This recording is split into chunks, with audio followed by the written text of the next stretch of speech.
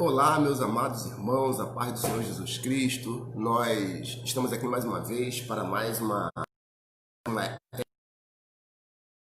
comunidade cristã Cristo em Nós, pastor Osmar Camilo Costa. E mais uma vez convido a todos os irmãos da Cristo em Nós, a todos os irmãos que não são da Cristo em Nós, mas que estão acostumados a estarem aí nos acompanhando nessa escola bíblica dominical. Né? É a escola bíblica dominical porque estamos fazendo no domingo, mas na verdade a gente entende que não existe dia certo para que possamos estudar a palavra de Deus. Estamos aqui mais uma vez, 10 horas da manhã, né? Num domingão. Vamos lá, vamos ver que dia é hoje. Eu esqueci exatamente o dia do mês, mas quem souber aí fala conosco. Mas enfim, estamos aqui para mais um aprendizado do Espírito Santo que sempre nos conduz em triunfo. E eu queria lembrar os irmãos que no domingo passado, quem lembra, domingo passado nós estudamos sobre né, a trajetória do apóstolo Paulo, ok? Isso mesmo? Trajetória do apóstolo Paulo. Então, por que nós estudamos domingo passado a trajetória do apóstolo Paulo? Porque a gente tem vindo em uma sequência, né? Livro Evangelhos Sinóticos, Evangelho de João, o livro de Atos, como se estuda a vida do apóstolo Paulo. Nós estamos estudando praticamente o livro de Atos dos Apóstolos, tem aquele comecinho ali com o empreendimento da igreja primitiva, o apóstolo Pedro, e depois engrena no apóstolo Paulo e a gente acaba estudando praticamente o livro de Atos todo. E então, terminamos o livro de Atos, então nós vamos começar a falar um pouquinho sobre o livro de Romanos. Entramos nas cartas, né, nas epístolas de Paulo, vamos dizer assim, que são a maioria das cartas do Novo Testamento, né? Paulo escreveu a maioria delas e nós estamos entrando aí na Epístola de Romanos, em sequência com relação à Bíblia, né? É a primeira epístola depois do livro de Atos e nós vamos tentar falar um pouquinho do livro de Romanos. Na verdade, o que eu queria dizer para os irmãos, deixa eu ver quem já está aqui, a irmã Ana Paula e a irmã Nete. Sejam bem-vindas, queridas, em nome de Jesus. Deixa eu só aqui, ok? Né? Marcelo Grego também está nos assistindo. Né? Eu queria pedir para que os irmãos compartilhem aí. Você que está assistindo, você já pode compartilhar, tá ok? Você pode clicar ali em compartilhar e deixar aberto, né? Gladys, seja bem-vinda. Bom dia, paz de Cristo. Paz de Cristo Jesus, amém. A nossa irmã Gladys está falando aqui. Então, o que acontece? Você aí pode compartilhar e manda aí ver aí para os seus amigos para que a gente possa estar aí divulgando a palavra de Deus, tá ok? Queria pedir para que algum dos irmãos que são da Cristo em Nós colocasse também no grupo do WhatsApp da Cristo em Nós para que alguns irmãos que possam não estar conectados conosco estejam acompanhando, tá ok, queridos? Então, voltando lá, nós vamos falar hoje um pouco sobre a Epístola de Romanos, tá bom? A Epístola de Romanos é uma epístola riquíssima, é uma epístola que nos poucos minutos que nós temos no domingo de manhã, dificilmente a gente vai conseguir esmiuçá-la, mas eu queria que nós estivéssemos dando uma olhada no livro de Romanos, para quê? Para que nós possamos ter uma ideia geral daquilo que o apóstolo Paulo trouxe através da Epístola de Romanos. Tá ok? Então, vamos lá? Vamos começar? Queria que alguns irmãos dessem um ok aí, tal, sinalizasse, se for o caso, perguntar, para que nós possamos estar aí interagindo. Amém, amados? Então, vamos falar um pouquinho sobre o livro de Romanos, a Epístola de Romanos. Então tá, abre lá então primeiro, faço questão aí que você abra lá no livro de Romanos, depois de Atos dos Apóstolos, tá ok? Então, acabando Atos dos Apóstolos, você vai encontrar o livro de Romanos. Eu queria pedir para que você já colocasse... Pastora, depois bota lá no grupo da igreja, por favor. Então, eu queria que você já colocasse aí o seu livro de Romanos no primeiro capítulo. Capítulo 1, no versículo 1. Ok? Pergunta é: quem escreveu a epístola aos Romanos? Quem escreveu a epístola aos Romanos? Então vamos lá. Aqui está, versículo 1. Paulo, servo de Jesus Cristo, chamado para ser apóstolo, separado para o evangelho de Deus. Então, a própria epístola, ela já identifica o autor. O autor já se identifica aqui. Paulo, ele está escrevendo aos Romanos. Tá ok? E em algumas outras ocasiões, fora a Bíblia, os pais da igreja, em muitos outros lugares, a gente consegue identificar a autoria de Paulo com relação à epístola dos Romanos. Então está confirmada aqui, ó, quem escreveu? O apóstolo Paulo, né? E de onde Paulo escreveu? Então, na verdade, a gente percebe que entre as suas viagens missionárias, né, teve um momento que Paulo ele parou ali num lugar chamado Corinto.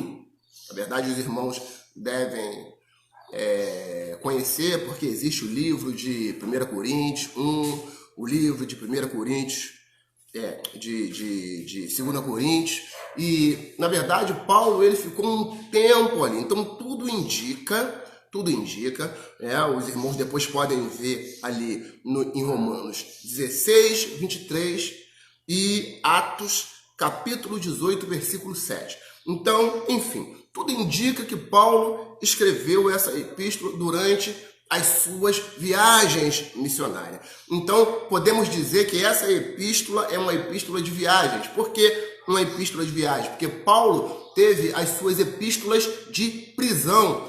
Paulo escreveu nos momentos em que estava preso, né? Existiram também as epístolas pastorais.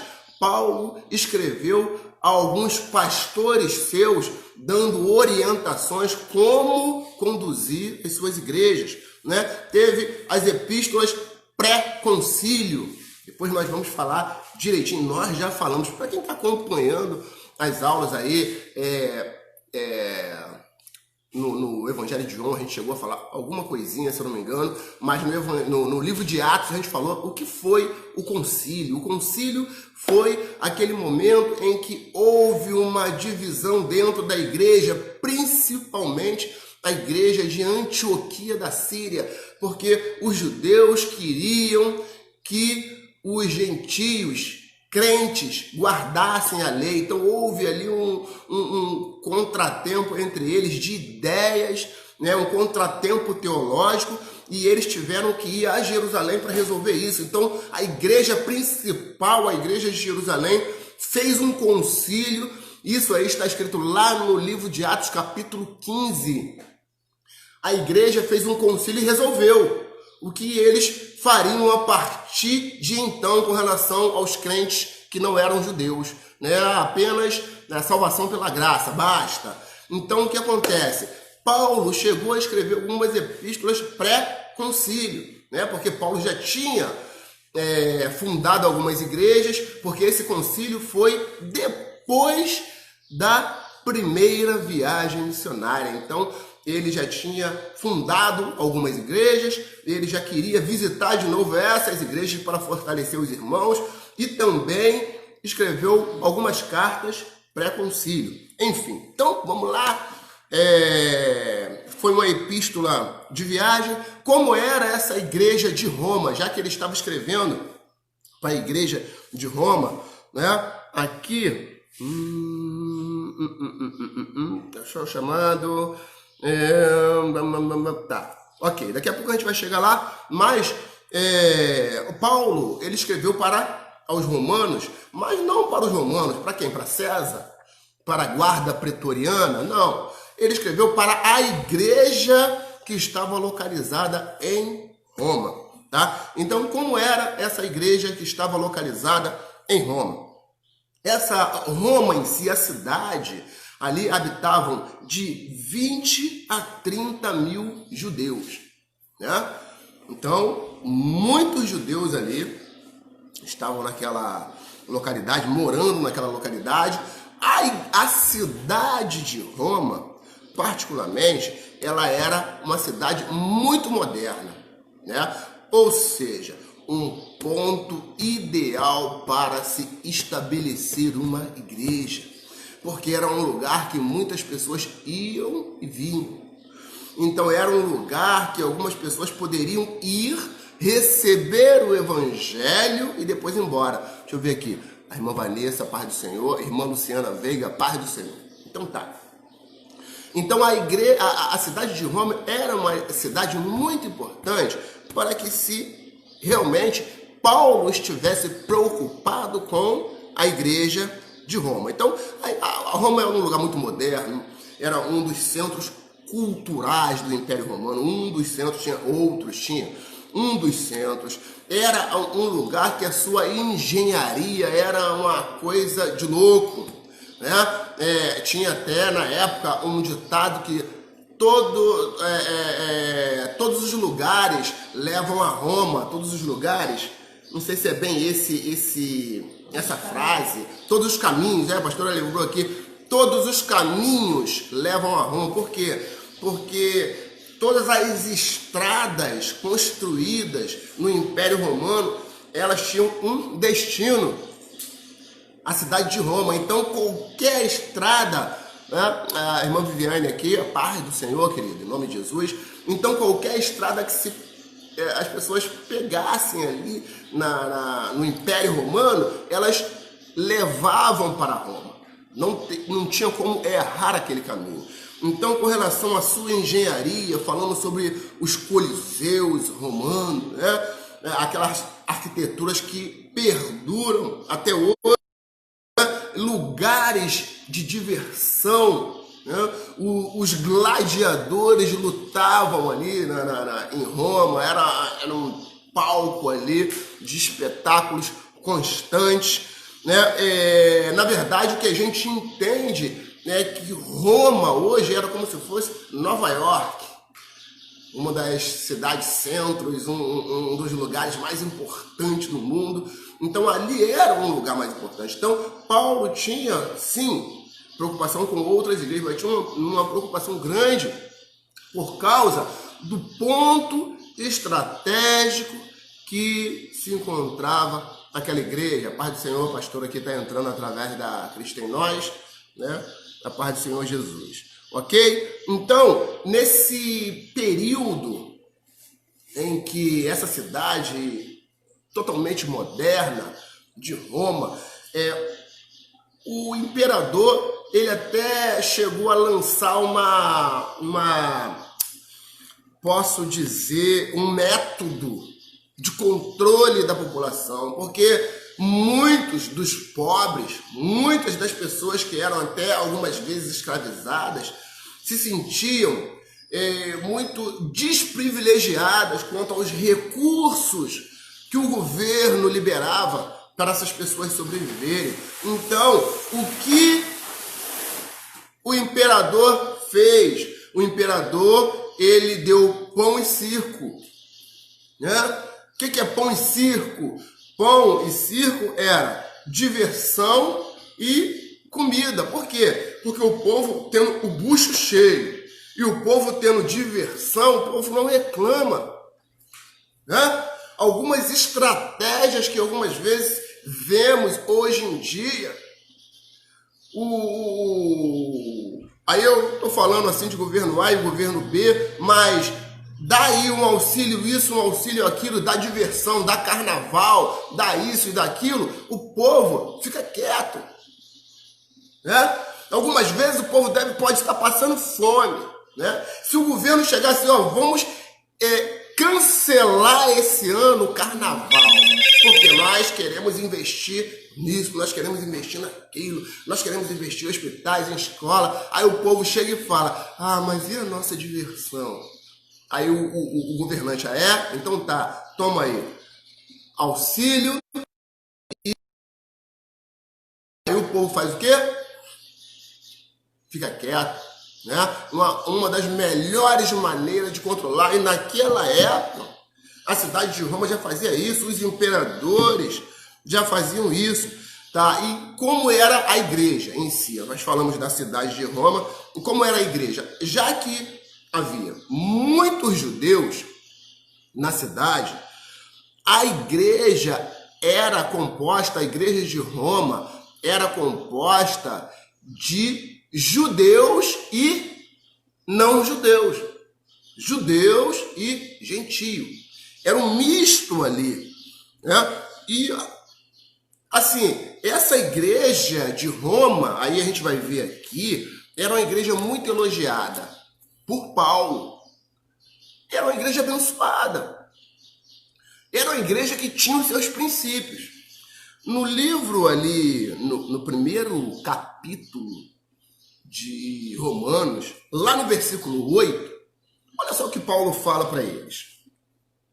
Primeiramente, dou graças ao meu Deus, mediante Jesus Cristo, no tocante a todos vós, porque em todo mundo é proclamada a vossa fé. Vê qual era o padrão, como estava a vida espiritual da igreja de Roma. E Paulo manda essa carta aqui, lá no capítulo 15, passa aí um pouquinho a sua folha, lá no capítulo 15, capítulo 15, versículo 14, a palavra de Deus fala assim: e certo estou, meus irmãos, sim, eu mesmo, a vosso respeito, de que estáis possuídos de bondade, cheios de todo conhecimento, aptos para vos admoestardes uns aos outros.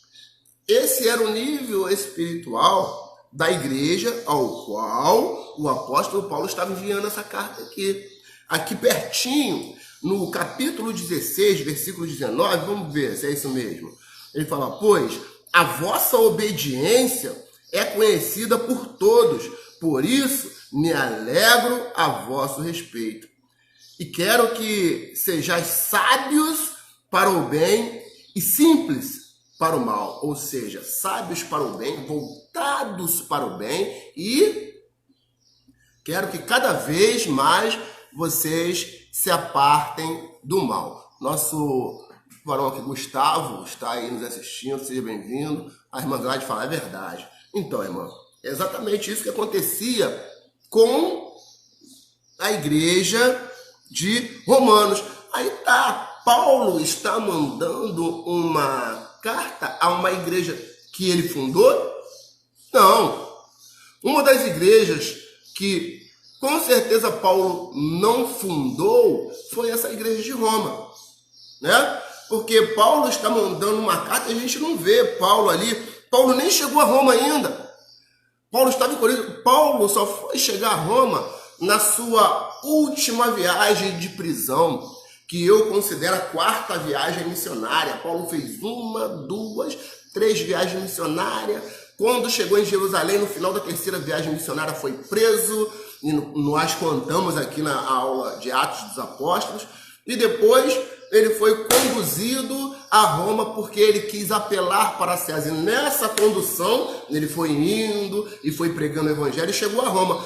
Mas antes disso, ele já tinha mandado essa carta aqui. Então, ele mesmo não fundou a igreja.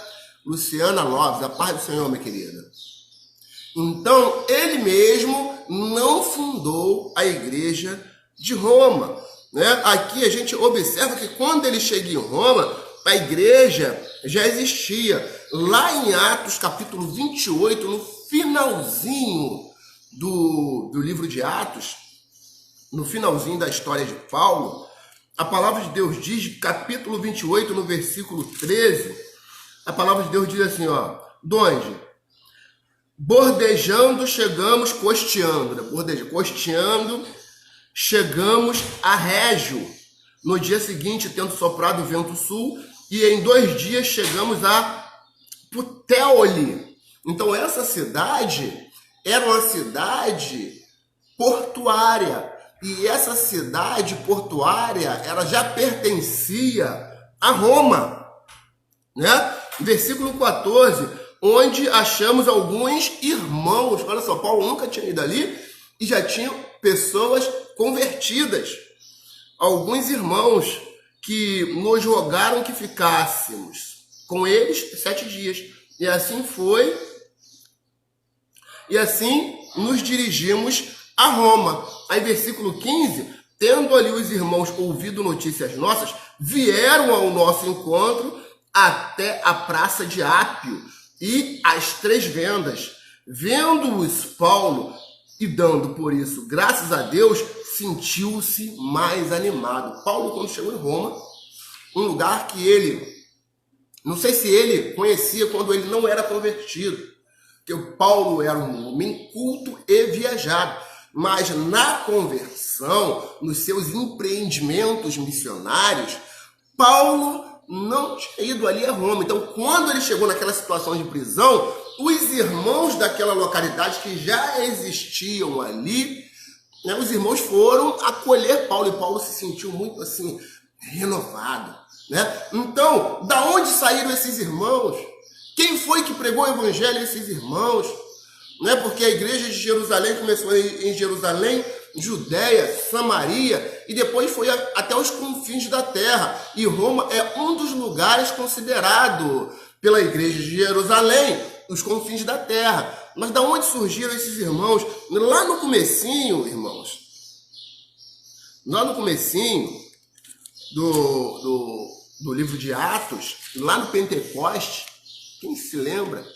Pentecoste 2, o dia de Pentecoste, lá no livro de Atos, no capítulo 2, depois que aconteceu aquele mover espiritual, o Espírito Santo desceu. O Espírito Santo desceu sobre a igreja. É um vento impetuoso e veemente, a palavra de Deus diz, línguas de fogo repartidas sobre cada um dos irmãos, e os irmãos começaram a falar noutras línguas. O dia de Pentecostes, a festa de Pentecostes, era uma festa em que vários judeus de vários lugares vinham para a festa de Pentecostes, né? E ali estavam milhares de judeus de vários lugares, e esses milhares de judeus presenciaram esse fenômeno que aconteceu no Pentecostes. E eles começaram a questionar, falando, eles estão bêbados. Mas aí depois começaram a admirar e falaram assim, poxa, eles estão falando, eles não são daqui, eles estão falando e glorificando a Deus, cada um nas nossas próprias línguas. Né? Que maravilha é essa? Aqui, ó, versículo, vamos lá, no versículo 6 do capítulo 2 de Atos, a palavra de Deus diz assim, capítulo 2, e orando, pois, se fez ouvir aquela voz, aí afluiu a multidão viu aquela maravilha e foi ver. E era. Afluiu a multidão que se possuiu de perplexidade, porquanto cada um os ouvia falar na sua própria língua. Que nós comentamos aqui. Estavam, pois, atônitos e se admiravam, dizendo, veja, não são porventura galileus todos esses que aí estão, né, falando? E como ouvimos falar cada um em nossa própria língua materna? Somos, aí eles começam a falar, eles são partos, medos, elamitas, e os naturais da Mesopotâmia, da Judéia, Capadócia, Ponto, Ásia, Frígia, Panfilha, Egito e das regiões da Líbia e das imediações de Cirene e, aí tá aqui, ó, eles são romanos, que aqui residem. Então, os romanos, os judeus de Roma, eles também, estavam ali, né? Tanto como os prosélitos cretenses, arábios, como ouvimos falar em nossas próprias línguas as grandezas de Deus. Todos atônitos, perplexos, interpelavam uns aos outros. Que isso quer dizer? E outros, porém, zombando, dizia, eles estão bêbados. Tá? Então, o que acontece? No versículo 10, aí tá aquele mover ali. Aí daqui a pouco, Paulo nem era convertido ainda. Pedro, ele, peraí, deixa eu explicar que mover é esse. E ele chega e fala ali, explica. Olha só, eles não estão bêbados não, mas eles uma profecia cumprida hoje. E isso aí é o mover do Espírito de Deus. E começa a pregar. Aí sabe o que acontece, amados? Lá no versículo 10.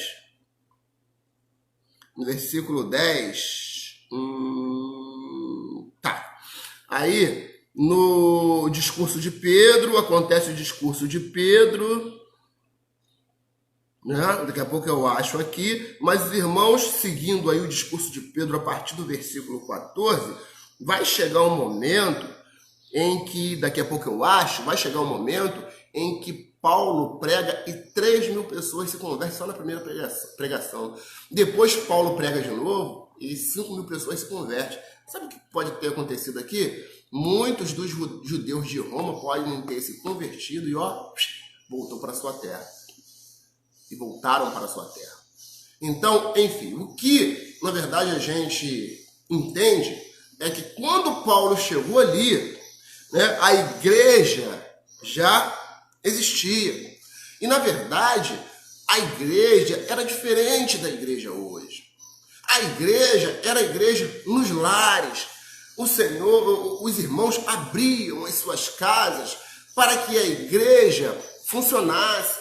Porque ainda que os judeus visitassem o templo, ainda que os judeus visitassem as sinagogas, não era o mesmo tipo de convivência quando os irmãos estavam na igreja dentro dos seus lares, né? Uma coisa que nós estávamos conversando outro dia na reunião de varões que nós temos, né, toda terça-feira ali na casa da mãe do Rodrigo, nossa irmã Maura, e eu quero mandar um beijo aí para a irmã Maura e para a família toda que tem, que abre as portas para que nós possamos estar ali nos reunindo.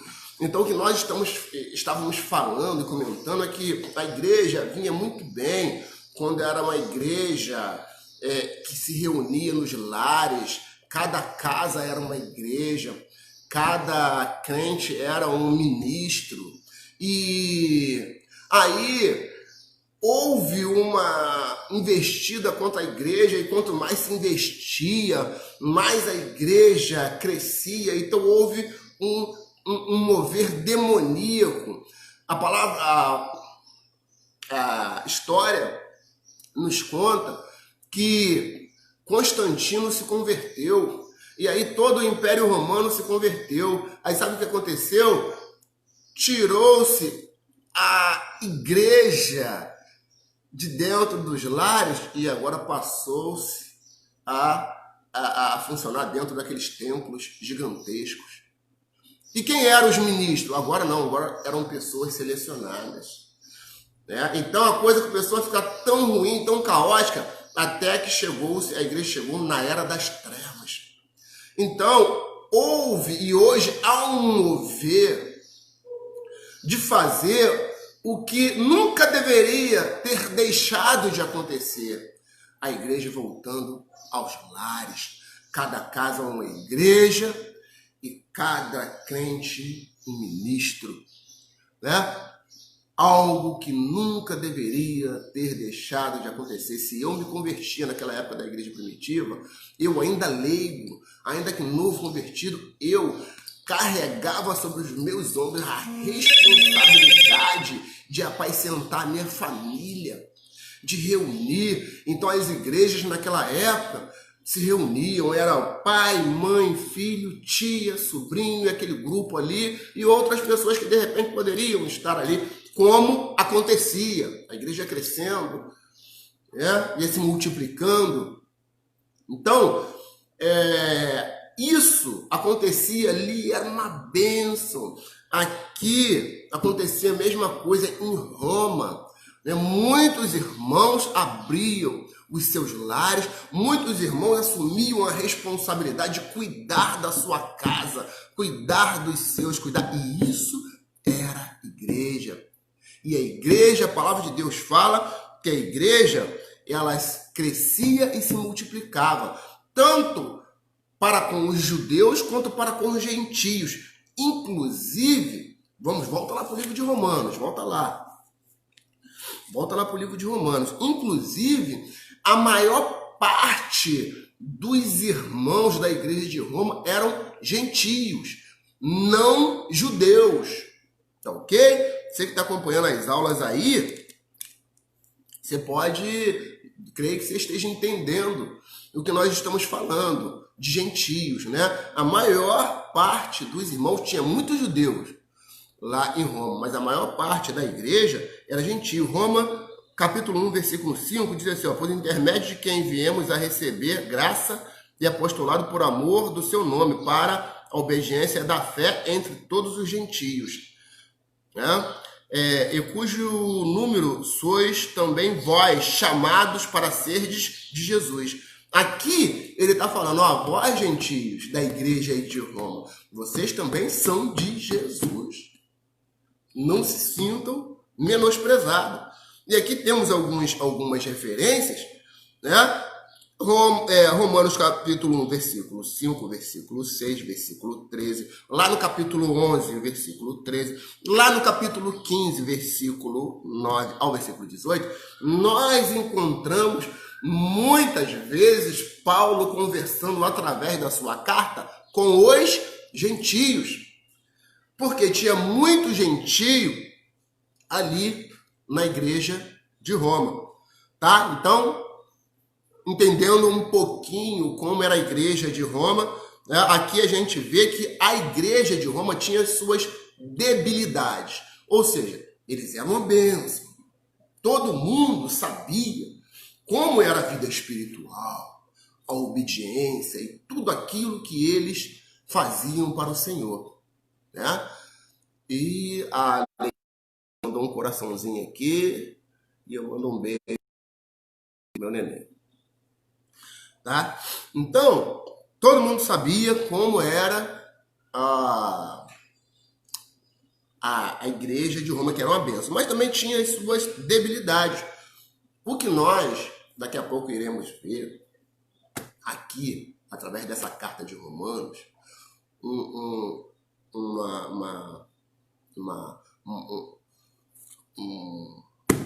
um livro, né? Uma epístola que jamais o servo de Deus pode deixar de estudar. Jamais. E a gente vai ver por quê. Havia algumas debilidades. Qual é a debilidade? Forte influência do judaísmo, né? Forte influência do judaísmo. Havia já ali uma divisão lá dentro entre judeu e cristão. Eu sou judeu, eu sou descendente de Abraão, eu sou crente, a promessa foi pra gente primeiro. Aquela questão, os rituais, né? Cuidado com a sua vida, né? Imita o judeu aqui, entendeu? Então começou a haver algumas divergências, havia uma forte influência. Os judeus queriam impor um pouco o judaísmo dentro da igreja cristã, lideranças um pouco divididas. Isso não chegava a tirar a vida espiritual do testemunho, mas já estava acontecendo. Por quê, irmãos? Porque os judeus, eles, há quantos anos os judeus vinham debaixo do judaísmo? Então, havia uma promessa do Messias. Aí o Messias veio. Alguns não acreditaram, mas alguns acreditaram. Mas o que eles pensavam? Poxa, não é porque a gente acreditou que Jesus é o Messias prometido, e eu creio, tá nos profetas ali. Não é só porque eu acredito que Jesus é o Messias prometido que eu tenho que deixar de ser judeu, não. Onde está escrito isso? Que eu tenho que deixar de ser judeu. Só porque eu reconheço como Messias, então foi muito difícil de desvencilhar os crentes judeus do judaísmo. Ah, que judeu arrogante! Ah, que judeu que não vale nada, vai se converter direito. Não é assim não, irmãos. Não é assim não. Realmente foi muito difícil. Até porque essa questão da graça para a maioria dos judeus ainda não estava muito clara. Essa questão da promessa da vida para os gentios também, que não eram judeus, ainda não estava muito clara. É bom lembrar que muitas dessas epístolas aqui nós não tínhamos. Elas estavam em construção. O apóstolo Paulo estava escrevendo. Então não é fácil, não devemos nem condenar os judeus que queriam continuar cumprindo o ritual judaico. Sabe por quê? Porque hoje, na igreja cristã, a gente tem dificuldade de se desvencilhar de coisas menos importantes. Menos importantes. Existem pessoas que não podem subir em um púlpito por causa de uma gravata. Porque as pessoas acham que tem que subir no púlpito, mas se não tiver uma gravata, se não tiver um paletó, aí tem... Eu caí da graça. Decaí da graça. Né? Então, hoje a gente tem dificuldade. E lá o irmão está vendo a Bíblia no celular. Está em pecado. O que está em pecado? Bíblia em celular e Bíblia em papel, tudo é Bíblia. Tudo é Bíblia. Nós estamos no ano de 2020. Tudo. A Bíblia de papel não é mais santa do que a Bíblia do celular. Não é verdade? Então, se o irmão está estudando no celular, se o irmão acha que vai facilitá-lo estudar a Bíblia no celular, achar alguns versículos, que ache. E o Senhor vai sondar os corações. Por quê? Porque se Deus entender que o irmão está ali com o celular porque está com vergonha de andar com a Bíblia, aí é outra coisa, mas é questão dele com Deus. É a questão que eu mesmo não vou conseguir modificar esse sentimento. Mas Bíblia no celular, hoje, muitos não conseguiram se desvencilhar disso e julgam os judeus que não conseguiram se desvencilhar do judaísmo. Olha só, os judeus, desde quando estavam lá, saindo da terra prometida. A paz do Senhor, minha irmã, minha prima Márcia, Deus abençoe, seja bem-vinda, querida. Então, como é que eu vou exigir isso? Eu acho errado o irmão ofertar na igreja, a igreja com maquininha de débito, de crédito. Irmão, daqui a pouco a cédula vai deixar de existir. A cédula, quantas vezes alguns de nós não temos R$2 na carteira, para pagar um estacionamento de rua? R$2 na carteira, algumas vezes nós não temos. A cédula está deixando de existir quando nós vamos no mercado, maquininha, vamos no teatro, maquininha, vamos em tudo quanto é lugar, maquininha. Aí, o que a gente faz? Mas na igreja não, na igreja tem que ser papel. Tem que ser papel. Então o irmão não vai poder ofertar porque só anda com cartão. Irmão, vamos se desvencilhar. A gente que não consegue se desvencilhar dessas coisas poucas, mínimas, né? A gente vai exigir que um judeu se desvencilhe assim rápido do judaísmo. Então, isso é o que acontecia. Os judeus tiveram dificuldade, e eu entendo. Então,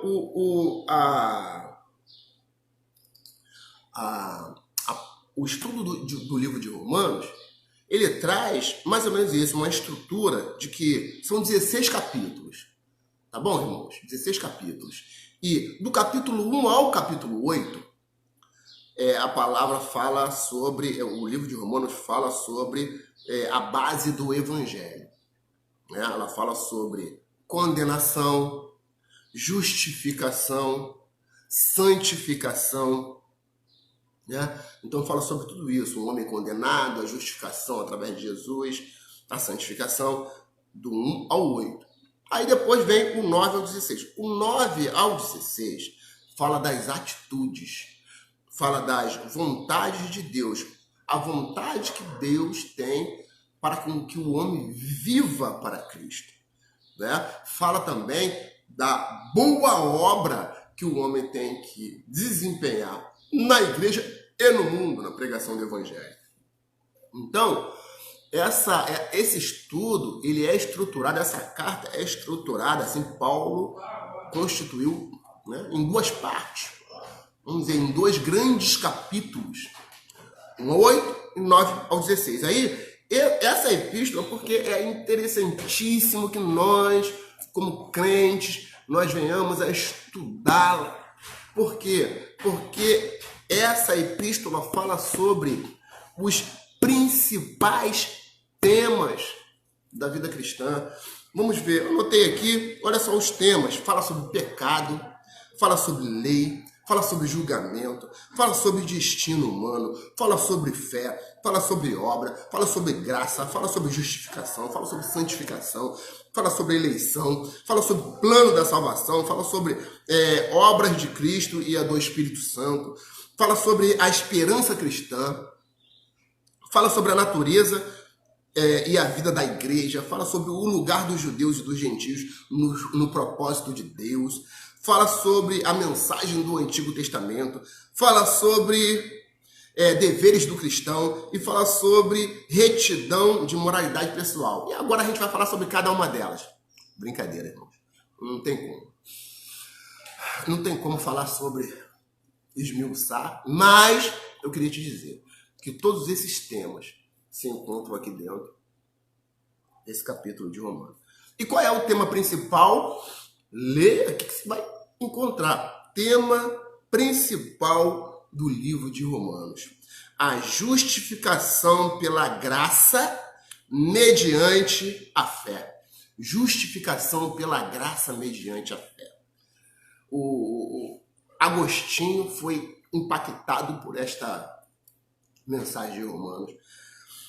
Lutero foi impactado por essa mensagem de Romano. Hoje nós temos a Igreja Protestante.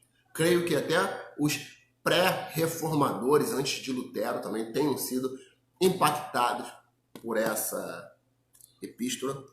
John Wesley, que houve um avivamento ali na Inglaterra estrondoso. Podemos dizer ali que algumas cidades da Inglaterra tinham se convertido ao Senhor, quase como na sua totalidade. Sabe o quê? Aqui, ó, livro de Romanos, justificação pela graça mediante a fé. É o tema dessa aula de Romanos. Então, aqui, no livro de Romanos, no capítulo 15, vê lá capítulo 15, tá? Estamos aí rapidinho, capítulo 15. Então, um dos propósitos que a gente entende que Paulo tinha ao escrever essa epístola aos Romanos, capítulo 15, versículo 17, a palavra de Deus diz assim: tenho, pois, motivo de gloriar-me em Cristo nas coisas concernentes a Deus. Porque não ousarei discorrer sobre coisa alguma, senão sobre aquelas que Cristo fez por meu intermédio para conduzir os gentios à obediência, por palavra e por obras, por força de sinais, prodígios, pelo poder do Espírito Santo, de maneira que desde Jerusalém e circunvizinhança até, vamos ler aqui direitinho, Ilírico, tenho divulgado o Evangelho de Cristo, esforçando-me deste modo por pregar o Evangelho não onde Cristo já fora anunciado, para não edificar sobre fundamento alheio. Antes, como está escrito, hão de vê-lo aqueles que não tiveram notícia dele e compreendê-lo os que nada tinham ouvido ao seu respeito. Então, se a gente continuar lendo aqui, Paulo está falando bem claro aqui. Eu quero pregar o evangelho não sobre fundamento, eu quero pregar o evangelho aonde ninguém pregou. Ninguém. Então, ali na Ásia, indo para a Macedônia ali, Paulo já tinha feito uma obra, mas existia um outro confins da terra, que era a Europa, lá para o lado de Portugal e Espanha, parece que era unificada nessa época. Ali eram os confins do mundo, os confins da terra. Até porque ali o centro do mundo era o Oriente. Quando chegava ali perto da Europa, ali tinha o mar. E o outro mundo do outro lado do mar nem era conhecido ainda, foi descoberto muito depois. Então ali era os confins da terra. Então havia uma vontade de Paulo ir à Espanha, para aqueles lugares ali. Né? Pode ser que ele tenha ido. A palavra de Deus não diz, mas pode ser que ele tenha ido à Espanha. Então cremos que um dos propósitos era que ele queria uma força dos irmãos de Roma para que ele pudesse fazer de Roma um trampolim para que ele pudesse ir à Espanha. Né? E também nós vemos aqui, em Romanos 1, que havia uma questão pessoal.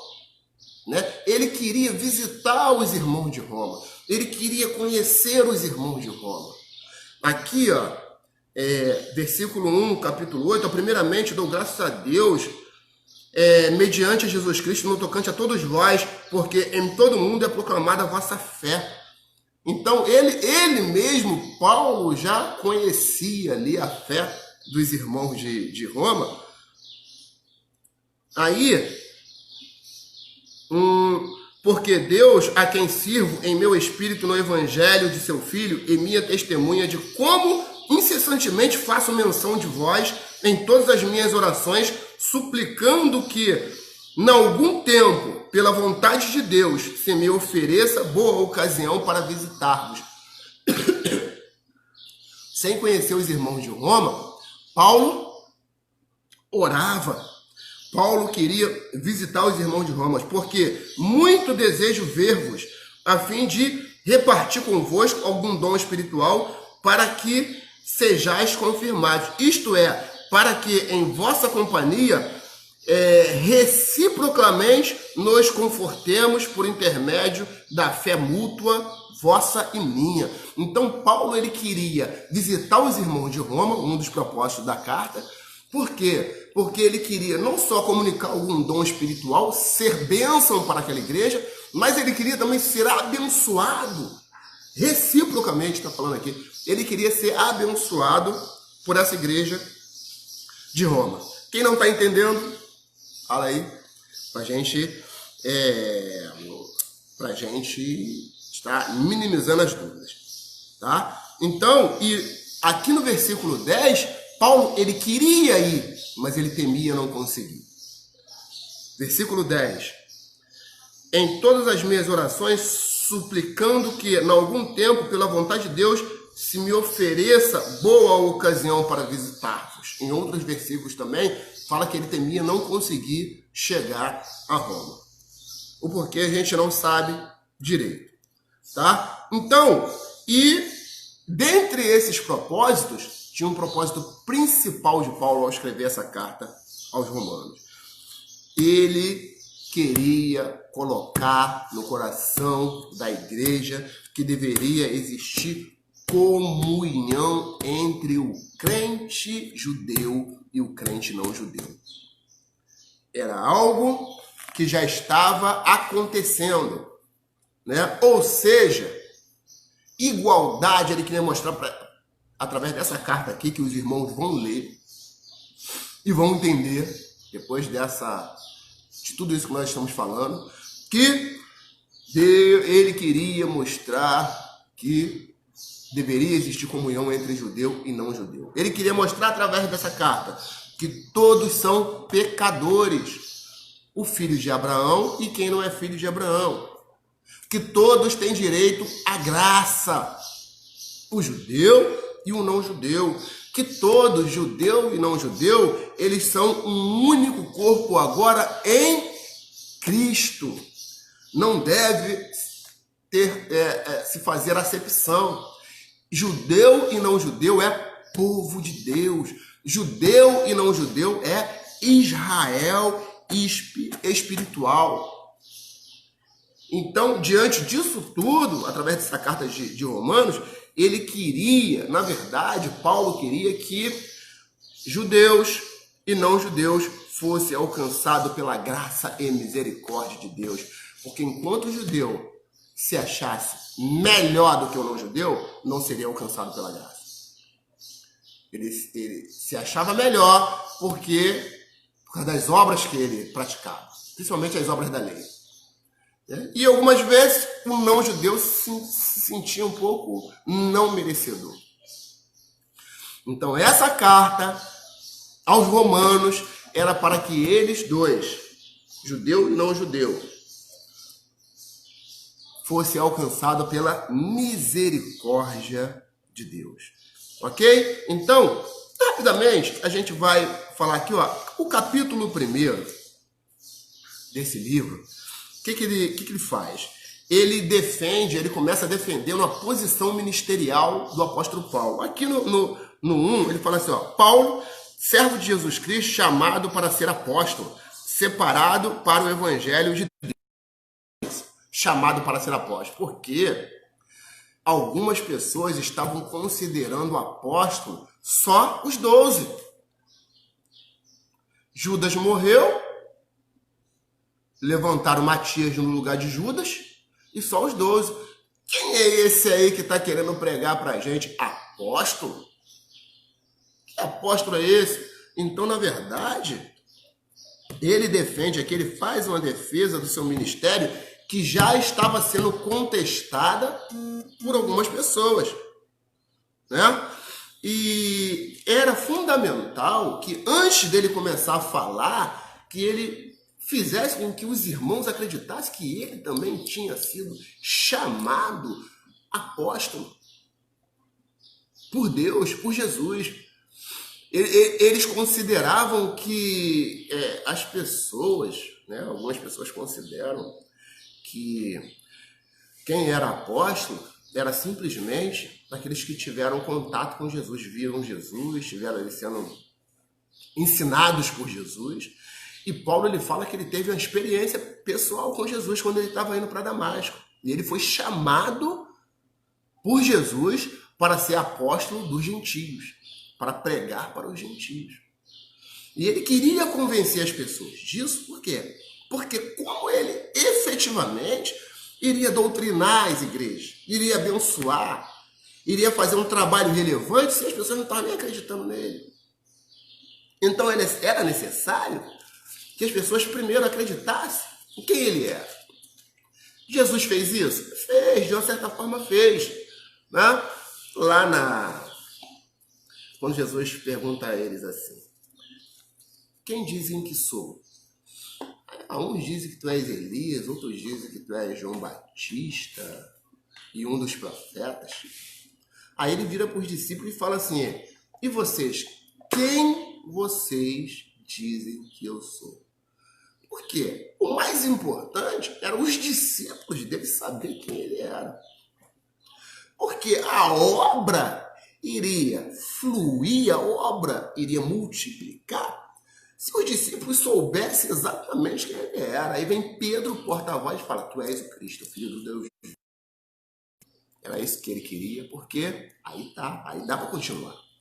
Então, o apóstolo Paulo, eu sou apóstolo. Dá para a gente começar a trabalhar? Dá para eu mandar a minha cá? Dá pra gente começar a conversar sobre alguns assuntos, mas primeiro vocês têm que crer que eu sou chamado, eu fui escolhido por Jesus para pregar o evangelho aos gentios. Ok, amados? Em nome de Jesus? Então, aí, nesse primeiro capítulo aí, nós não se preocupe, porque eu não vou esmiuçar versículo por versículo aqui não, muita coisa. Mas algumas coisas do livro é necessário que a gente aborde aqui rapidamente. Então aqui, ó, o que ele começa a falar? O apóstolo Paulo ele começa a mandar uma palavra para os dois grupos, para o judeu e para o grupo dos gentios. Era uma mistura ali dentro daquela igreja.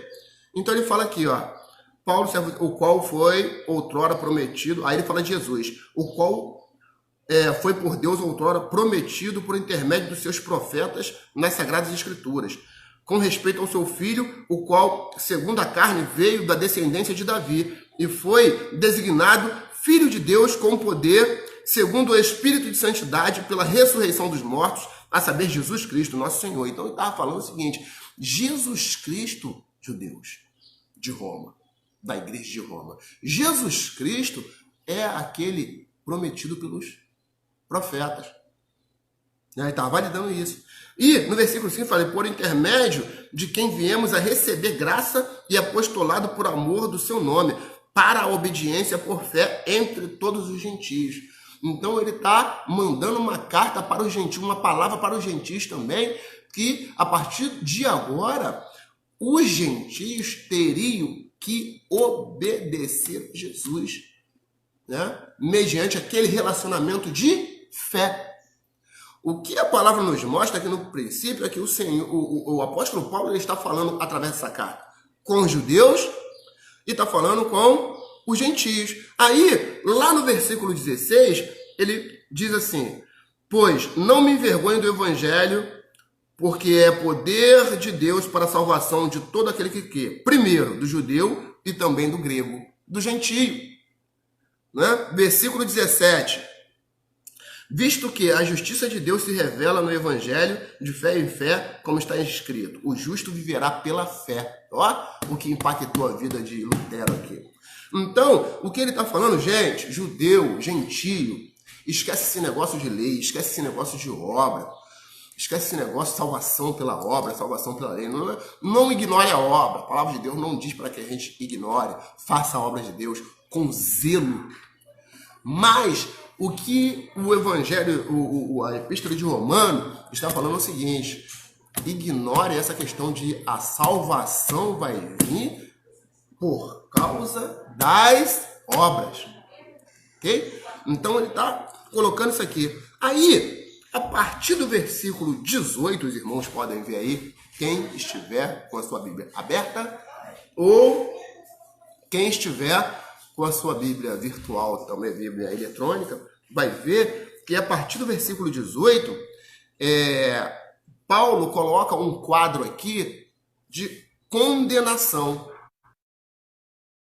Versículo 18, no versículo 19, ele fala assim, ó, portanto, o que de Deus se pode conhecer é manifesto entre eles, porque Deus lhes manifestou.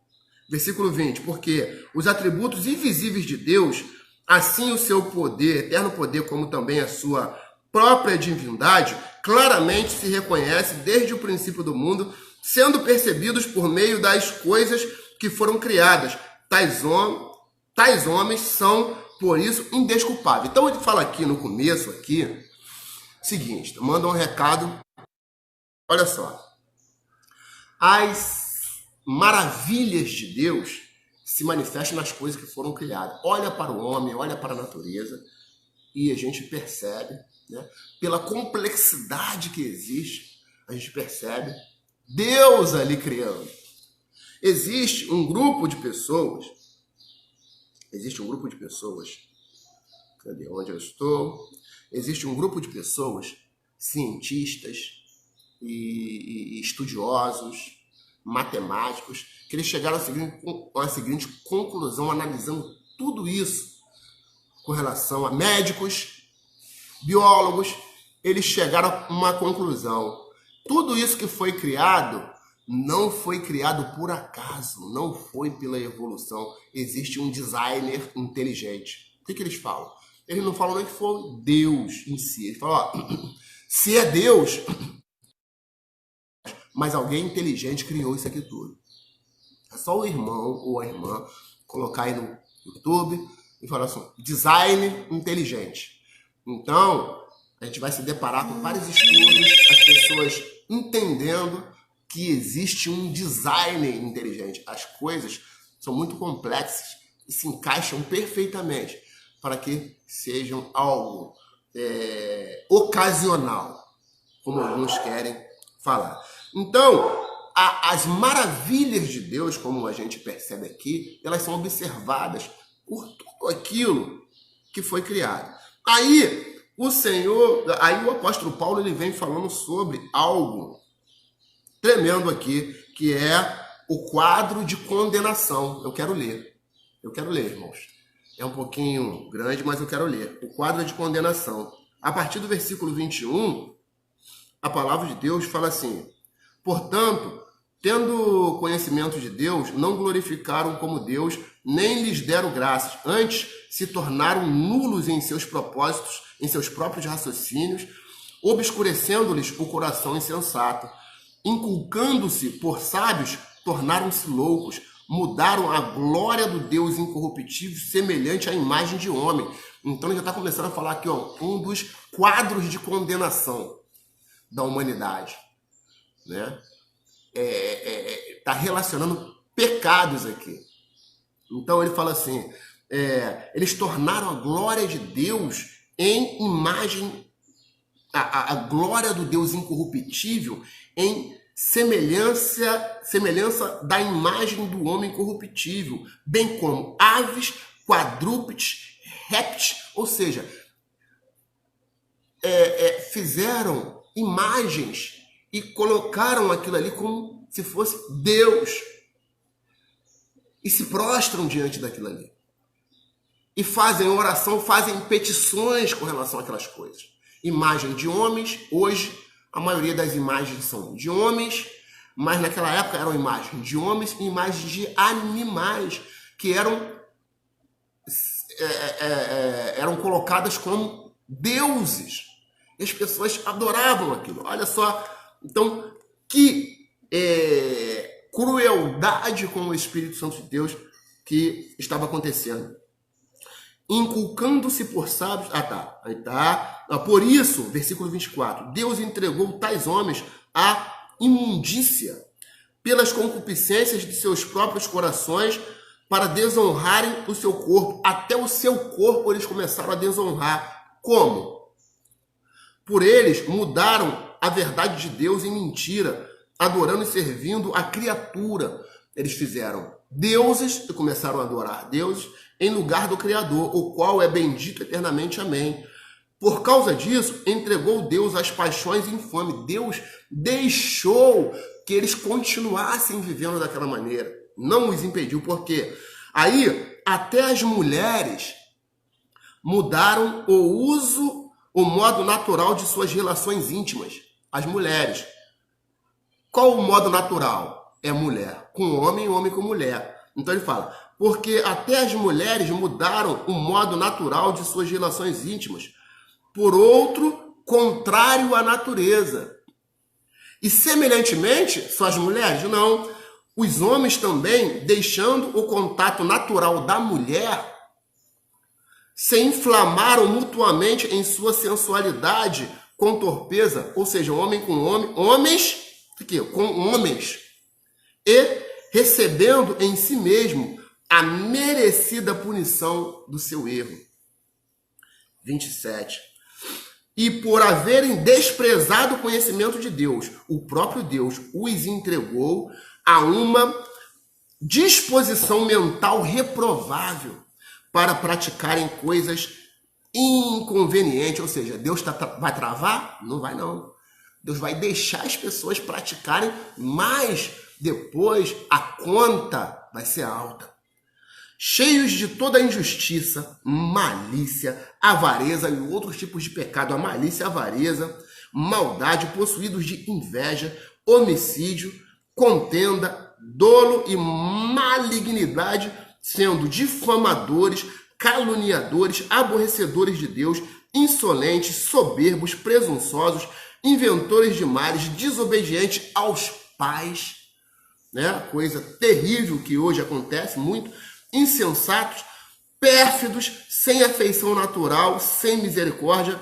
Ora, conhecendo eles a sentença de Deus, de que são passíveis de morte, os que tais coisas praticam, não somente as fazem, mas também aprovam os que assim procedem. Então, não só as pessoas que cometem esses tipos de pecado são passíveis de morte, diz a palavra de Deus, e não vou nem dizer com relação à morte eterna, à morte física não, mas à morte eterna.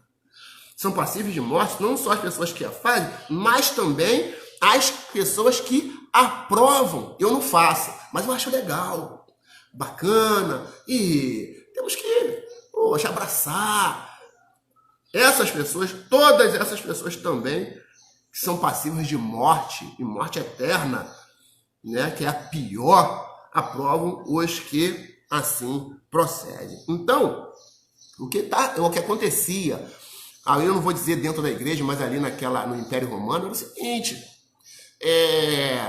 eu tenho um pecado dentro do meu coração. Eu tenho um pecado dentro do meu coração. Qual é o meu pecado? Eu sou um bandido.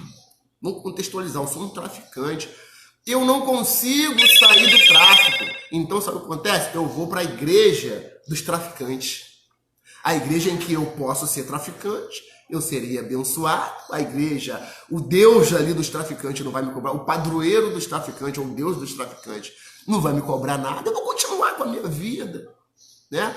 Foi falado aqui sobre homossexualismo, foi falado, né? Então é mais fácil hoje, quando nós nos deparamos com esse sentimento, ao invés da gente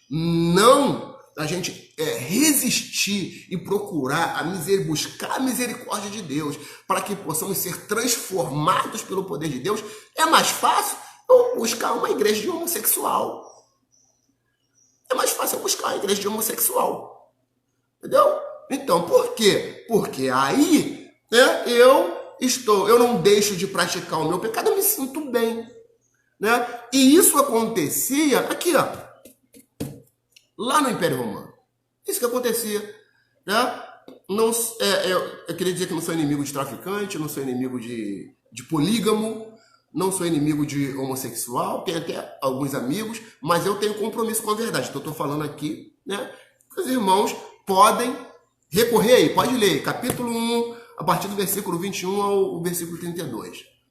Temos compromisso com a verdade. Então, bom dia, diaconisa Josiane, minha cunhada, a irmã Célia também está assistindo. Um bom dia, paz do Senhor Jesus. Então, o que acontece é que estava acontecendo ali no Império Romano, havia um panteão grego. O que era um panteão grego? Era exatamente isso. Havia muitos deuses. Afrodite, deusa do amor, deusa disso, deusa daquilo. Sabe por quê? Porque um queria mentir. Eu quero agora, eu sou devoto do Deus da mentira. O outro queria ir para orgia. Eu sou devoto do Deus da orgia. O outro queria ir para homossexualismo. Então agora eu sou devoto desse Deus. Né? Por quê? Ali naquele lugar ninguém vai me cobrar nada.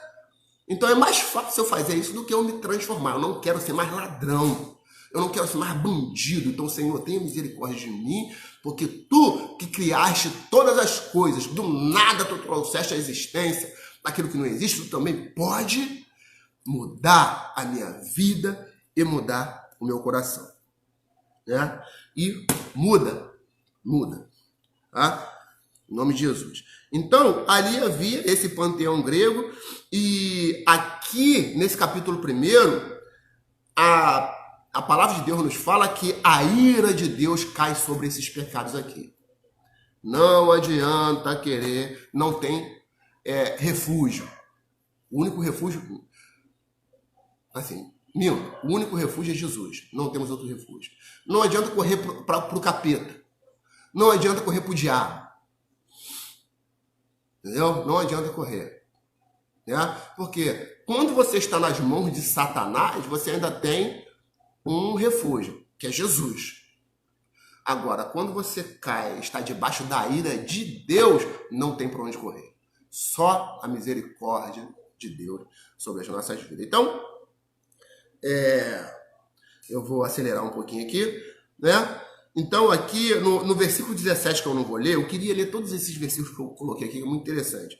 Mas no versículo 17 ao versículo 20, fala sobre a ira de Deus sobre esses pecados. No versículo 21 ao versículo 25, fala o seguinte: cada vez que a gente peca, um abismo puxa outro abismo, e os pecados vão puxando outros pecados.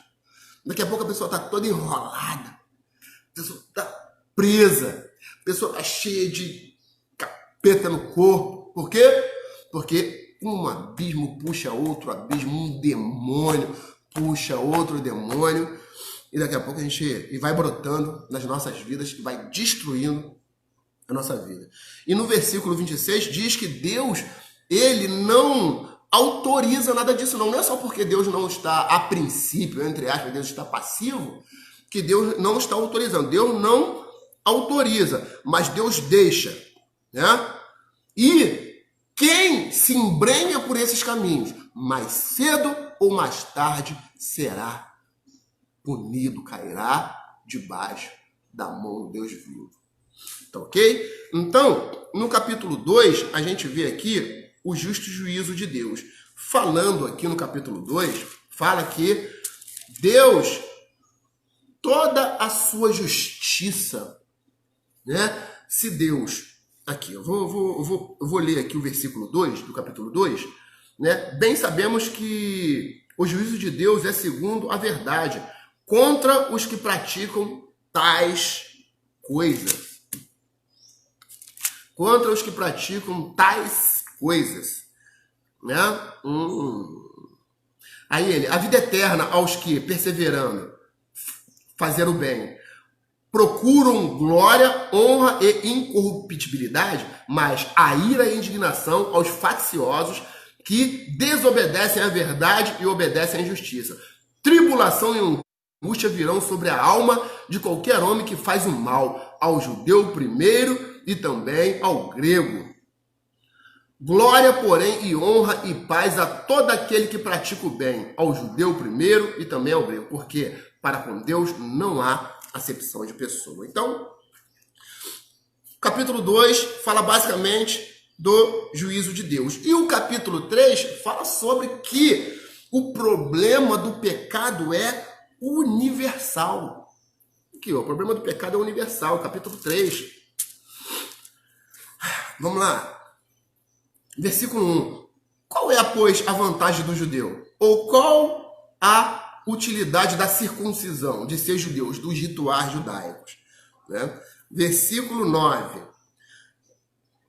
Que se conclui, temos nós qualquer vantagem? Não, de forma nenhuma, pois já temos demonstrado que todos, tanto judeu como gregos, estão debaixo do pecado. A universalidade do pecado.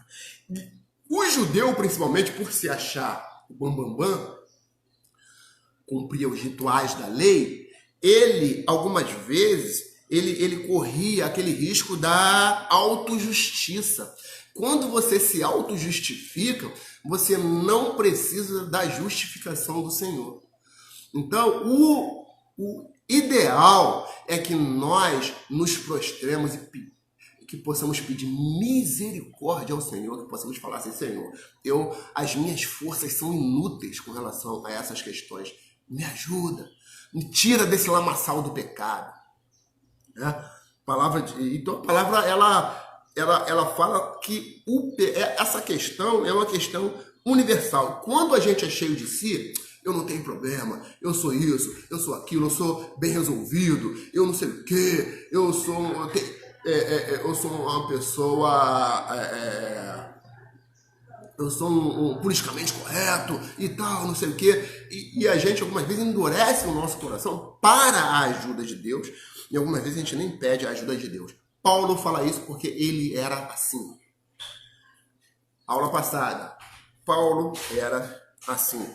né? Então, aí o versículo 2, retrocedendo até um pouquinho, o versículo 2 fala o seguinte, com relação a judeu e gentio, né? Fala que o verdadeiro judeu não faz circuncisão da carne, mas circuncisão do coração.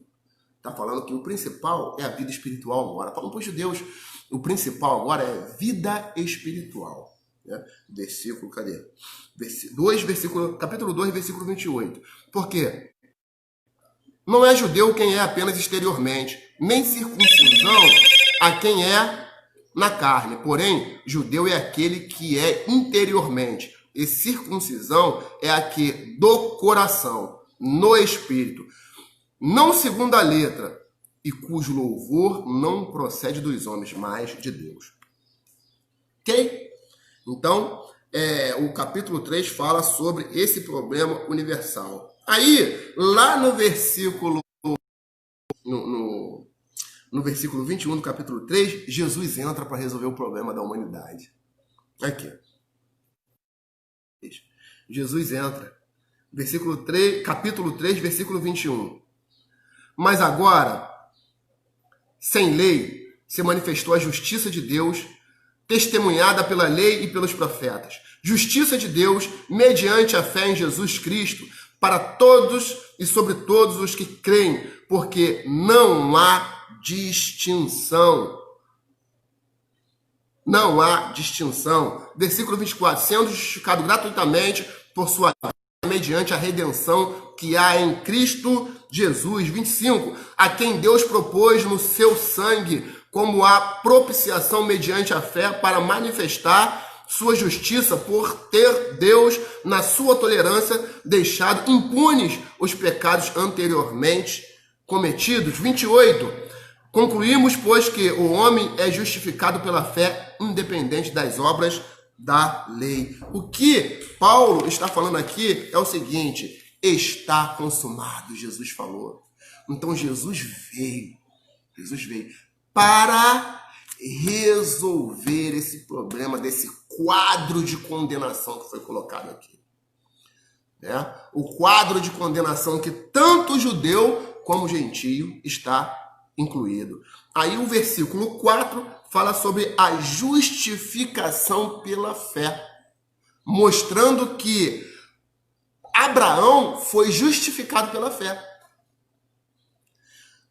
Vocês que estão se gabando que são descendentes de Abraão e serão salvos pela obra da lei, o próprio Abraão foi justificado pela fé e não pelas obras da lei. Sabe por quê?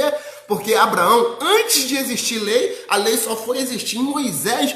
Então, antes de existir lei, Deus fala que Abraão creu e isso lhe foi imputado como justiça.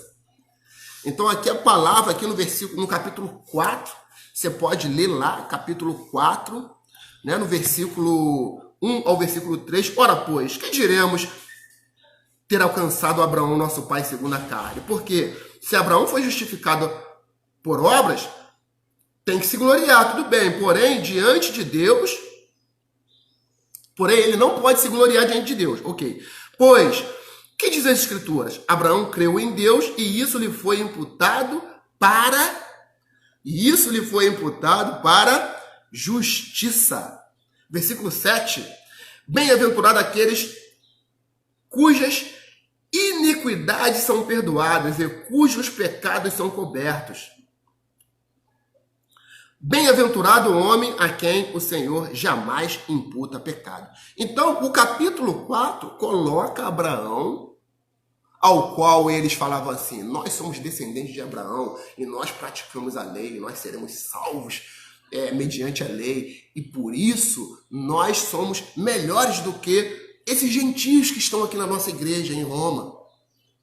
Aí ele começa a colocar: nem Abraão foi justificado pelas obras da lei. Porque antes de começar a obra, Abraão já tinha sido justificado. No versículo 5, no capítulo 5, aí tem o título aqui na minha Bíblia, eu creio que na sua também tenha: a justificação pela fé e a paz com Deus.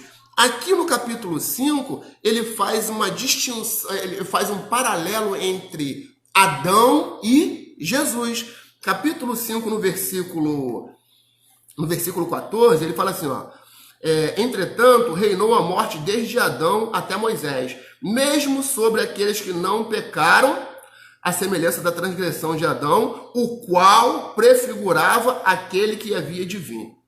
Todavia, não é assim um dom gratuito como a ofensa, porque se pela ofensa de um só morreram muitos, muito mais a graça de Deus e o dom pela graça de um só homem, Jesus Cristo, foram abundantes sobre muito. Então, ele está falando assim, ó, Adão estava prefigurando Jesus. Por quê? O pecado passou a toda a humanidade através de Adão. Adão foi o canal. Assim como Adão foi o canal, agora Jesus também é o canal. Só que não é pecado. Jesus não é o canal de pecado. Jesus é o canal de vida.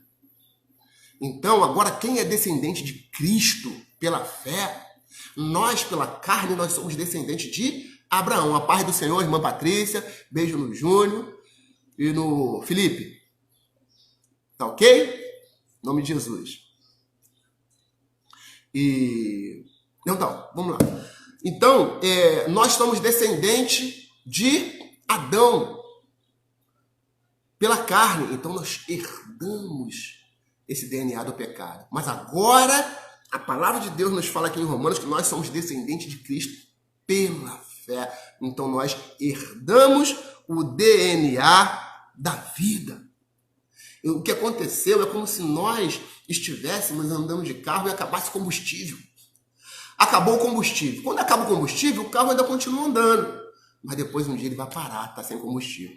É o que aconteceu com Adão e com todos aqueles que foram descendentes de Adão. Mas, quando a gente chega num posto e abastece, coloca combustível, aí ó, a gente alavanca de novo. É o que acontece com todos que recorrem a Jesus para terem vida. Quem crê em mim, segundo diz as Escrituras, rios de água viva fluirão do seu interior. Tá ok? Então, aqui no capítulo 5, ainda que nós estamos falando, versículo 8 e 9, a palavra de Deus diz que nós temos agora paz com Deus em Jesus. Né? Versículo 9...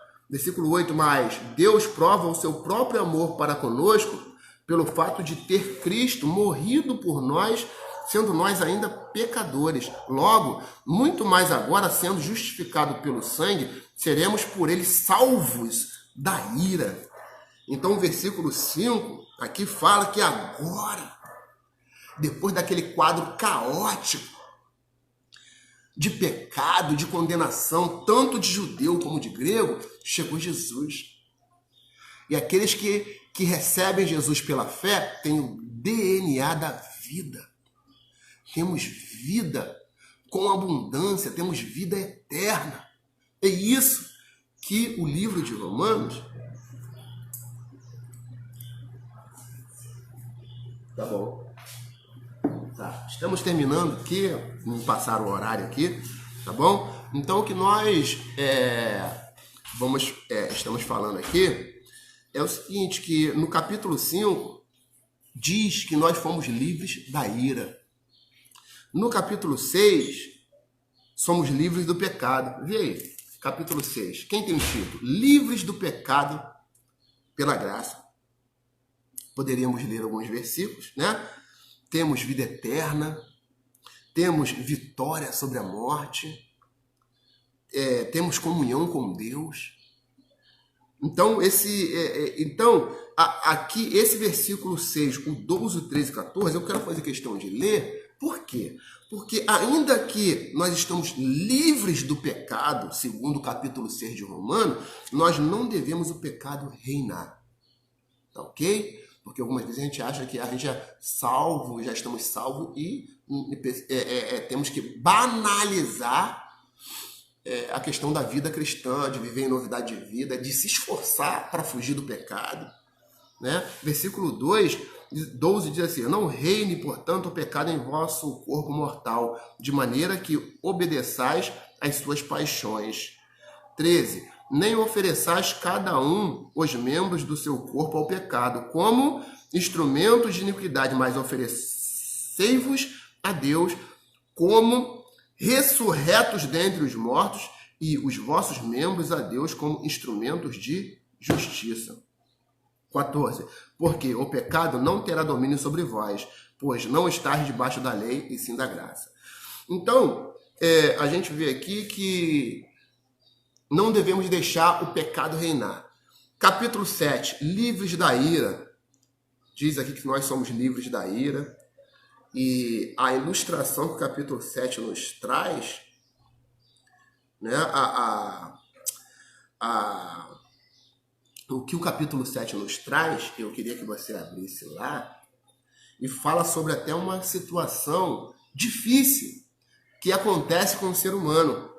É a situação da luta interior. Nós somos crentes, quem é que não tem luta interior? Quem é que não tem? Né? No versículo 26, do versículo 14 do capítulo 7, a palavra de Deus fala assim, ó, porque bem sabemos que a lei é espiritual e eu, todavia, sou carnal, vendido à escravidão do pecado. Aí vem aquele texto que a gente conhece, porque nem mesmo compreendo o meu próprio modo de agir, pois não faço o que eu quero, mas sim eu faço o que eu não quero. Ora, se faço o que eu não quero, eu consinto com a lei que é boa. E vai falando aqui, aquela luta. Existe uma lei dentro de mim. Vou cortar aqui alguns versículos. Aí no versículo 23, pula lá para o versículo 23. Mas vejo nos meus membros outra lei que, guerreando contra a lei da minha carne, me faz prisioneiro da lei do pecado que está nos meus membros. Aí ele fala assim, ó, desventurado homem que sou, quem me livrará do corpo dessa morte? Uma das coisas que eu escutei, eu achei interessante. Há uma luta da carne contra o espírito que quem não sente essa luta não é verdadeiramente convertido. Sabe por quê? Porque essa luta existe. Algumas vezes a pessoa querendo cometer pecado, mas você sabe que a lei é boa e aquilo que você não quer, você sente vontade de fazer algumas vezes. E você está consentindo, e isso mostra que você é uma pessoa que não está conformado com essa lei que existe dentro de você. Você não está conformado com isso. Então, só quem é crente de verdade sente essa luta. Sabe por quê? Quem não é crente de verdade nem esquenta com isso. Eu tô nem aí. Se tiver vontade de pecar, eu peco. Depois peço perdão, Jesus perdoa. Jesus perdoa e peco de novo, Jesus perdoa. Né? Então, essa é uma lei do Espírito. Aí ele fala assim, no versículo 23, miserável homem que sou, quem me livrará do corpo dessa morte? Aí olha a solução aqui. Graças, versículo 25. Graças a Deus por Jesus Cristo, nosso Senhor, de maneira que eu, de mim mesmo, com a mente, sou escravo da lei de Deus, mas segundo a carne, da lei do pecado. Ele fala, miserável homem que sou, ai, graças a Deus, tá? Porque é por Jesus Cristo. Então, o que a gente vê aqui, no versículo 24 e 25, é que ainda que haja uma lei que luta dentro de mim, que é a lei do pecado, mas o Espírito Santo me vivifica e me capacita a vencer essa lei do pecado. Então, o Espírito Santo ele veio para me perdoar dos meus pecados e o Espírito Santo veio para me capacitar a viver em novidade de vida. Essa luta da carne contra o Espírito vai continuar? Vai, até a volta de Jesus. Vai, até a volta de Jesus. Mas que a voz do Espírito Santo em nossas vidas seja mais alto do que a voz da carne. Né? Vamos ligar o nosso alto-falante potente do Espírito e deixar aquele radinho de pilha lá, que é a voz da carne, você não vai nem escutar. Quanto mais alto tiver o seu som potente do Espírito, você não vai nem escutar. Vai estar ali a voz do rádio? Vai, ela não vai estar ali, isso funcionando. Você só não vai escutar. Tão alta é a voz do Espírito Santo. Ok? Então, no versículo 7 fala dessa lei, né, e da capacitação que o Espírito Santo nos dá. O capítulo 8 fala que nós somos livres da morte. Tá? Jesus Cristo veio para fazer o que a lei não pôde fazer. A lei matou muita gente. Então, o Espírito Santo, o Espírito de vida, veio para fazer aquilo que a lei não pôde fazer. Aquilo que eu mesmo não posso fazer por mim, o Espírito Santo veio para fazer. O que eu quero praticamente terminar aqui, falando com os irmãos, pelo horário avançado, eu particularmente ficaria aqui até a hora do culto, conversando com todos. Mas a primeira observação do livro de Romanos é que a grande notícia do livro de Romanos, irmãos, é dizer que nós somos livres. Parece um livro de condenação, né, quando a gente olha ali no primeiro capítulo, mas a grande notícia é que nós somos livres, fomos libertos pelo sangue do Cordeiro. A outra notícia importante é que se eu fui liberto, então eu viverei em novidade de vida. Eu serei capacitado pelo Espírito Santo para viver em novidade de vida. Ok? É o Espírito Santo de Deus que nos capacita. Amém? Quem crê pode dar um amém virtual aí, em nome de Jesus Cristo.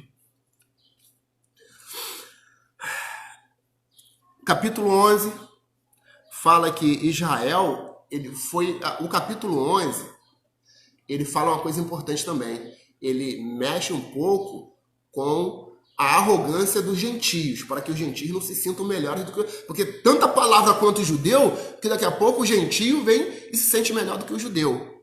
Então ele fala assim, ó, se o Senhor fez isso com o judeu, né? Você acha que não vai fazer com você? Então, exortando ao gentio também a aproveitar a oportunidade e viver em novidade de vida. Né? Lá no capítulo 11, desculpe, mas deu uma interrompida aqui na transmissão. Tá? Eu achei até que tinha concluído sem querer. Mas, então, no capítulo... Aí, termina praticamente o livro. Fala sobre o capítulo 13, fala ser submissa às autoridades constituídas, amor ao próximo, ser revestido pelo Espírito Santo, né? Respeitar os irmãos. Então é o que nós falamos no começo do estudo. No começo do estudo aqui, o que a gente falou? Que a estrutura do livro de Romanos do capítulo 1 ao capítulo 8 é a base do Evangelho, ó. Condenação, justificação. Do capítulo 9 ao capítulo 16, fala sobre qual é a vontade de Deus para o homem, viver para Cristo. Né? Aí fala sobre as várias orientações que o apóstolo Paulo fala, sobre respeito entre irmãos. Né? Paulo orando para que ele consiga ir a Roma visitar os irmãos, e ele traz uma saudação final aqui. Traz uma saudação final para os irmãos, que os irmãos podem ver aí no capítulo 16, versículo 17 a 20. Então, o que eu quero terminar agora falando o seguinte: o que o Romanos nos traz? O livro de Romanos nos traz uma mensagem de esperança e não uma mensagem pessimista, igual algumas vezes nós pensamos por causa de algumas palavras duras que o apóstolo Paulo traz. Uma mensagem de esperança. O livro de Romanos anima os crentes nas suas lutas diárias. Fala que ainda que existam lutas interior, lutas espirituais, mas fala que o Senhor nos capacita e nos faz romper essas barreiras.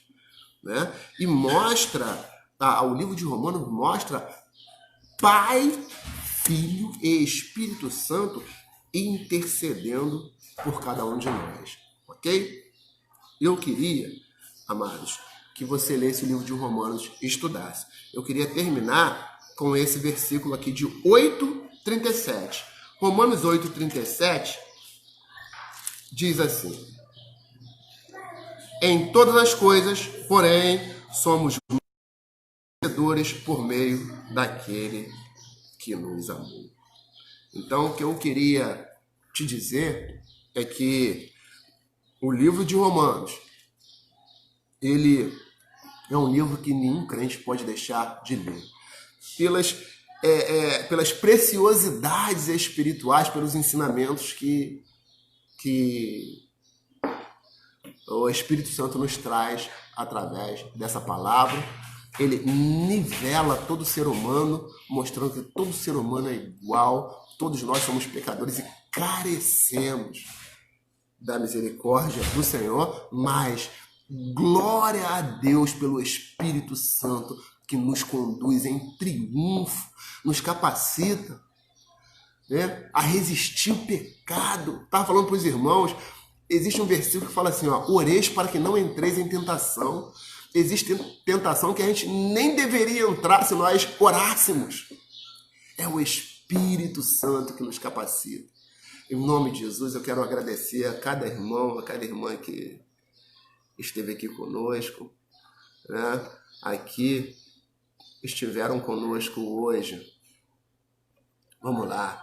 A irmã Ana Paula, o irmão Marcelo, a irmã Gladys, né? A irmã Simone, o irmãozão Paulo, a irmã Vanessa, a Luciana Veiga, a irmã Vivi, pastora, Gustavo, Luciana Loves, a irmã Márcia, diaconisa Josiane, Célia, a minha cunhada Célia, Letícia, Patrícia Machado. Muito obrigado por cada irmão, muito obrigado pela participação, um beijo no coração de cada um. E qualquer dúvida que os irmãos tiverem, fale conosco aí, se nós estiver ao nosso alcance tirar essas dúvidas. Se não tiver ao nosso alcance, a gente vai procurar aí como tentar resolver e que possamos aprender cada vez mais a palavra do Senhor em nome de Jesus. Amém, amados? Em nome de Jesus, queria dizer que Cristo em mim, Cristo em você e Cristo em nós é a esperança da glória. Tá ok? Um grande abraço a todos, graça e paz.